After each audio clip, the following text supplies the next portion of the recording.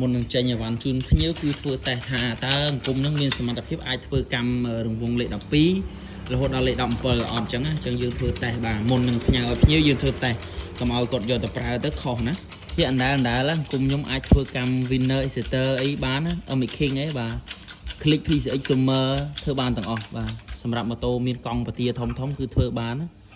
អញ្ចឹងសម្រាប់អង្គមខ្ញុំធានាថាធ្វើបាន 100% ហ្មងសម្រាប់ពុំយើងគឺ17គឺដូចទៅដល់ម៉ោងអញ្ចឹងអាចធ្វើបានហើយយើងនៅសល់កម្លៀតនៅខាងក្រោមនេះប្រហែលជា3ហ៊ុនទៀតអញ្ចឹងបើសិនជាយើងធ្វើអា18ឯងក៏បានដែរណាអង្គមនេះអាចមានសមត្ថភាពធ្វើបានចាប់ពីរង្វង់តូចរហូតដល់រង្វង់ធំបើយើងនិយាយថាអស់ធំម៉ូតូនៅក្នុងស្រុកខ្មែរយើងអាចថា17ចុះ